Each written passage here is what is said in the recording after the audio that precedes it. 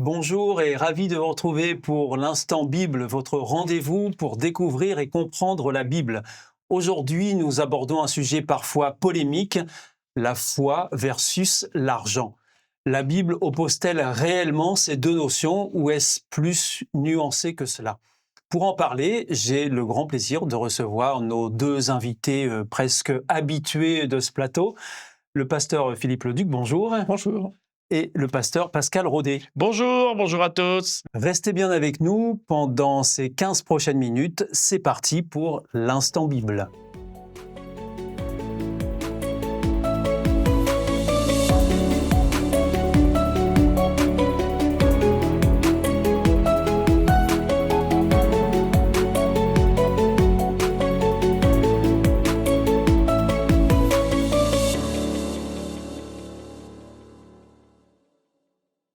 Pasteur Philippe Leduc, quand on regarde la Bible, comment est abordée la question de l'argent à travers les différentes pages, les différents livres qui composent la Bible? Alors souvent le lien entre l'argent et la foi est toujours un petit peu délicat et j'ai devant moi un texte dans 1 Timothée chapitre 6 qui nous parle de cela notamment et je prends notamment le verset 10 où il est dit: «Oui, la racine de tous les malheurs, c'est l'amour de l'argent», en fait, et plusieurs l'ont trop cherché, c'est pourquoi ils se sont perdus loin de la foi. Ils ont beaucoup souffert et c'est de leur faute. Voilà, je lis tel quel le verset. Voilà, ça veut dire que l'argent, c'est vrai qu'il peut être source de bonheur, et cetera, mais c'est aussi quelque chose à prendre avec sagesse, parce que celui qui aime plus l'argent que le reste va avoir des problèmes, et c'est le texte qui le dit. Et notamment, ça a pour effet de nous éloigner de la foi. Ce qui est assez simple à comprendre, c'est quand on repose tout notre avenir, sur l'argent, parce qu'on se dit: «Bah, il ne peut rien m'arriver parce que j'ai de quoi payer, j'ai de quoi subvenir, donc je vois pas ce qui peut m'arriver», voilà. Ça veut dire qu'on va fonder notre sécurité sur l'argent. Celui qui en a pas, va se tourner vers Dieu et dire: «Écoutez, voilà, j'ai pas d'argent, j'ai pas il peut m'arriver quoi que ce soit, je préfère m'appuyer sur toi». Donc voilà, la foi et l'argent, c'est toujours un lien assez complexe.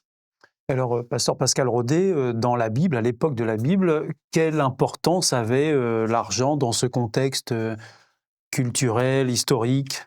Il y a une difficulté en effet dans ce domaine entre l'argent et la foi, même si au travers de pas mal de siècles, euh, des- un principe assez important était que si tu as de l'argent, si tu es riche, c'est que tu es béni de Dieu.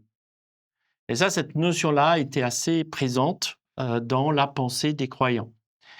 Même d'ailleurs que ce soit la partie Ancien Testament chez les Juifs comme chez certains chrétiens, l'idée d'avoir de la richesse, c'est une bénédiction de Dieu. Ce qui, en effet, n'est pas l'élément principal. Et donc là, il faut voir que la Bible essaye de faire comprendre deux choses. Un, c'est pas mal d'avoir de l'argent, mais deux, si tu t'appuies, comme le disait tout à l'heure Philippe Leduc, si tu t'appuies dessus uniquement, si tu ne penses qu'à ça, si c'est ton critère premier de dire je suis riche parce que je suis béni de Dieu, alors en effet, là, tu vas à la perte et à la ruine. Alors donc, vous dites que la Bible ne diabolise pas l'argent, hein, en quelque sorte, mais avertit plutôt sur une mauvaise utilisation qu'on pourrait en faire. Oui. Et alors, pasteur Philippe Leduc, j'ai envie de vous demander, est-ce que vous avez des exemples concrets, justement, dans la Bible où l'argent est mal utilisé et qu'est-ce qui arrive à ce moment-là? Alors, c'est pas qu'il est mal utilisé, c'est que, en fait, cet amour de l'argent a conduit, un certain Judas, heu, Par exemple. voilà, et à vouloir vendre, une information, savoir où était Jésus pour le livrer. Je lis ça dans Matthieu chapitre 26, on nous décrit que l'un des 12 apôtres, appelé Judas Iscariote, va voir les chefs des prêtres et leur dit: «Qu'est-ce que vous voulez me donner si je vous livre Jésus?» Et les chefs des prêtres lui donnent 30 pièces d'argent, et à partir de ce moment-là, Judas cherche une bonne occasion pour livrer Jésus. 30 pièces d'argent, Et c'est beaucoup à l'époque? et oui, ça représente quand même, une petite somme, et donc c'est quand même incroyable qu'un apôtre, tel Judas, alors c'était en plus le trésorier de l'équipe, hein, mais soit prêt comme ça à donner cette information-là. c'est vraiment cette... alors, il croyait bien faire, hein, mais il n'empêche que, voilà, il y a une transaction financière pour livrer son maître, quoi, hein. Donc là, on voit que l'argent a corrompu, le lien que Judas avait et c'est vrai que là, en termes de foi, enfin, il y a une règle, il y a une défaillance, claire d'ailleurs. C'est pour ça qu'on dit que Judas est un traître, parce que voilà, pour ces 30 pièces d'argent, il était prêt à ça, à livrer son maître. Mhm. Restez bien avec nous jusqu'au bout de ce programme, c'est l'Instant Bible et nous sommes avec les pasteurs Rodet et Leduc pour parler d'argent. Et oui, concrètement, l'argent, au fond, c'est quoi? Et comment réconcilier l'idée de gagner de l'argent pour vivre sans tomber dans l'amour de l'argent? Pasteur Pascal Rodet. Dans le contexte de la Bible, il est important de voir que l'honnêteté prime avant tout. La justice, le bien pour chacun. Et donc gagner de l'argent, c'est pas un drame en soi tant qu'on n'écrase pas les autres. Tant qu'on respecte l'autre, tant qu'on respecte Dieu, tant qu'on respecte les personnes.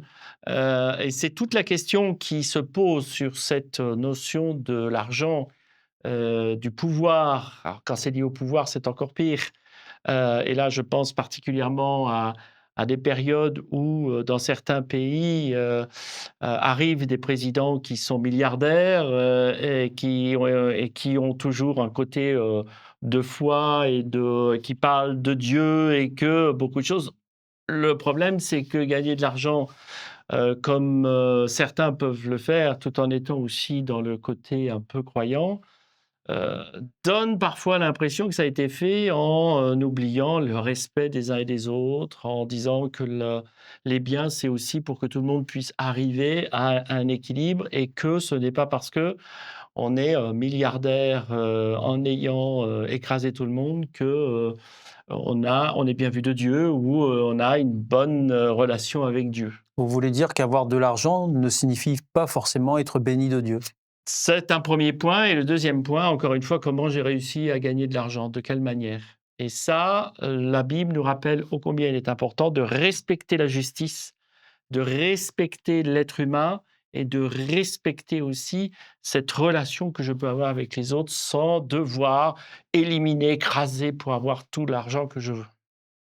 Pasteur Philippe Leduc, tout à l'heure, Pascal Rodet nous disait que à l'époque de la Bible, il y avait une idée qui était de penser que d'avoir de l'argent, c'était être béni de Dieu. Et parfois, aujourd'hui, on parle de prospérité matérielle associée à la foi, c'est une certaine théologie de la prospérité. Qu'en dit la Bible exactement sur ces sujets-là? Alors, on a une rencontre intéressante, où Jésus rencontre quelqu'un dans la foule, et qui interpelle Jésus, qui lui dit: «Maître, commande à mon frère de partager notre héritage». Et Jésus va lui dire: «Mais je ne suis pas là pour, régler vos histoires d'argent ou d'héritage». Et il rajoute, donc je suis dans Luc chapitre 12 et au verset 15: «Attention, ne cherchez pas à avoir toujours plus de choses. En effet, la vie de quelqu'un ne dépend pas de ce qu'il possède, même s'il est très riche». Donc là, il va à l'encontre de cette idée que vous disiez là, qui était répandue en effet, que richesse signifie, forcément bénédiction. Et Jésus va dire: «Non, non, la vie d'un homme, c'est-à-dire, son bonheur aussi, ne dépend pas de la somme qu'il a amassée». Donc un gros, gros bémol par rapport à cette idée-là. C'est pas parce que je suis riche que je suis forcément béni de Dieu. Je suis peut-être, béni par des circonstances, voilà, il s'est passé des choses comme ça. Parfois, en effet, l'argent, ne résulte pas du fruit de mon travail, mais du fait que j'ai bien placé, l'argent. C'est peut-être les autres qui m'ont permis de gagner de l'argent et pas moi. Ou d'être bien né, tout simplement? Est-ce que l'argent est mérité? Parce que par contre, la Bible nous dit que c'est le fruit de mon travail qui va me rapporter des choses. Donc si je ne travaille pas et je gagne de l'argent sans travailler, voilà, qu'en est-il exactement? Simplement, le lien entre la richesse et la bénédiction et la vie d'un homme, le bonheur d'un homme, Jésus non, il ne faut pas, Jésus dit: «Ne t'arrête pas là-dessus, il y a bien d'autres valeurs qui font qu'un homme peut être heureux». Et alors, nous arrivons à la fin de cette émission. Pasteur Pascal Rodet, je me tourne vers vous.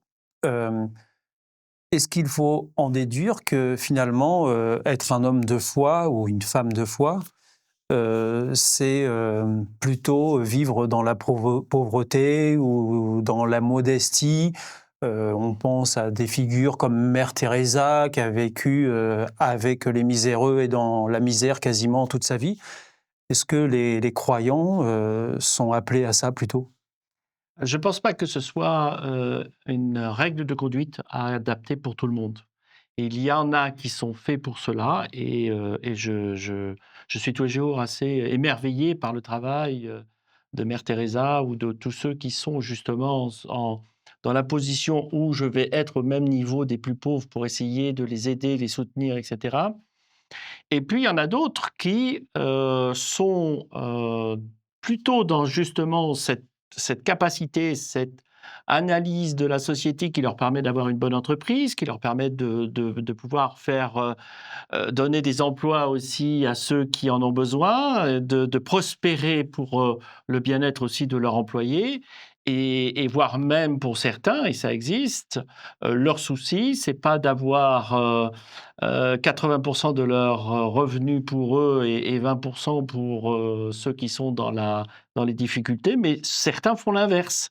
C'est-à-dire que pour moi, je sais que des chrétiens riches, pour faire un peu à l'opposé de ce que je disais tout à l'heure, des chrétiens très riches qui, eux, ont décidé que pour vivre bien, suffisamment, 20%, 30%, après, voilà, chacun le fait dans son fort intérieur. Ça me suffit. Le reste, je vais le donner pour que puissent avancer ceux qui ont plus de difficultés, pour permettre à certains, les plus pauvres, de faire quelque chose dans leur vie. Et tout ça, c'est aussi louable. Mais tout le monde n'est pas à même d'être des sœurs Teresa ou d'être des personnes riches et ouvertes vers les autres. C'est un état d'esprit, c'est une relation qui se développe avec Dieu. Chacun au regard de sa conscience. Exactement. Un grand merci à vous deux, Pascal Rodet, Philippe Leduc, d'être venus ici pour aborder avec nous ce sujet qui concerne plus ou moins chacun et avec un regard sur la Bible qui ne diabolise pas l'argent, mais qui remet simplement les choses à leur place pour ne pas détourner nos existences de l'essentiel. L'argent doit rester un moyen, non un objectif suprême de toute une vie. Il doit être utilisé avec discernement, honnêteté, générosité, dans un esprit de service et de confiance en Dieu.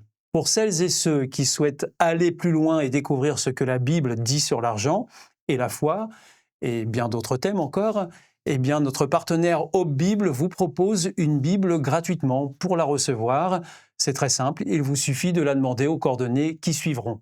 Merci à vous de nous avoir suivis. C'était l'Instant Bible et nous vous donnons rendez-vous très bientôt pour notre prochain rendez-vous. D'ici là, le meilleur à chacun. Messieurs, au revoir. Au revoir.